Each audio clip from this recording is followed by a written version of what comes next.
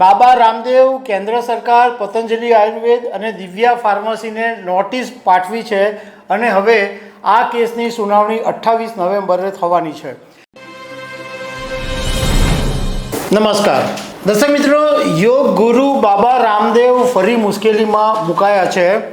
Patanjali આયુર્વેદની Divya મંજન toothpaste પર એક ગંભીર આરોપ લગાવતી અરજી દિલ્હી હાઈકોર્ટમાં કરવામાં આવી છે અને હાઈકોર્ટે બાબા રામદેવ, કેન્દ્ર સરકાર, પતંજલિ આયુર્વેદ અને દિવ્યા ફાર્મસીને નોટિસ પાઠવી છે અને હવે આ કેસની સુનાવણી 28 નવેમ્બરે થવાની છે.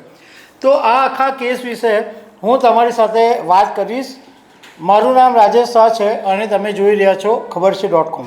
દર્શક મિત્રો, દિલ્હી હાઈકોર્ટની અંદર એક અરજી કરવામાં આવી છે જેમાં પતંજલિ આયુર્વેદની જે દિવ્યા મંજન ટૂથપેસ્ટ છે એની ઉપર ગંભીર આરોપ લગાવવામાં આવ્યા છે અને એવું કહેવામાં આવ્યું છે કે આ દિવ્યા મંજન છે એ માછલીના અર્કમાંથી બનાવવામાં આવે છે, જ્યારે આ પ્રોડક્ટને શાકાહારી તરીકે દર્શાવવામાં આવે છે.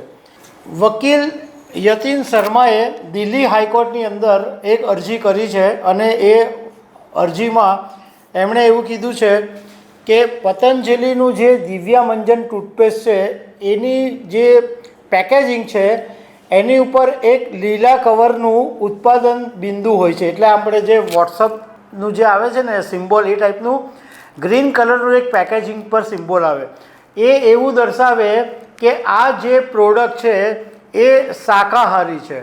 પરંતુ આ દંત મંજન ઉપર જે વસ્તુઓની યાદી પર તમે નજર નાખો તો ખબર પડે છે કે આ ટૂથ પાવડરની અંદર સેપ્રિયા ઓફિસિનેલિસ છે, એવું આ યતિન શર્માએ ફરિયાદની અંદર કીધું છે. એમણે એમ કીધું કે આ બાબત ગ્રાહકોને ગુમરાહ કરનારી છે અને ડ્રગ્સ એન્ડ કોસ્મેટિક્સ એક્ટનું ઉલ્લંઘન છે. હવે તમારી સાથે એ વાત કરીએ કે યતિન શર્માએ જે માછલીના અર્કની વાત કરી છે અને એમાં એમણે જેમ કીધું કે ટૂથપેસ્ટના જે પ્રોડક્ટ લિસ્ટની અંદર સેપિયા ઓફિસિનેલિસ છે એ શું છે એ તમને સમજાવીએ તો આ એક છે ને સમુદ્રી જીવ હોય છે જેને સામાન્ય ભાષામાં કટલ ફિશના નામથી ઓળખવામાં આવે છે અને તેનો જે અર્ક છે એ કટલ ફિશની ઇંક કોથળીમાંથી કાઢવામાં આવે છે અને એનો જે ઉપયોગ છે એ સામાન્ય રીતે હોમિયોપેથિક દવાઓ અને કેટલીક અન્ય સ્વદેશી દવાઓમાં થાય છે. ખાસ કરીને ચામડીને લગતા અને શરીરને સંતુલન જાળવવાનો જે ડિસીઝ હોય એની અંદર આ દવાનો ઉપયોગ કરવામાં આવતો હોય છે. એકચ્યુઅલી કટલ ફિશના જે અર્ક છે એનો ઉપયોગ સામાન્ય રીતે આયુર્વેદિક ઔષધ માટે થાય છે, પરંતુ આ જે પતંજલિ આયુર્વેદની જે દિવ્ય મંજન ટૂથપેસ્ટ છે એની અંદર આનો ઉપયોગ કરવામાં આવ્યો છે.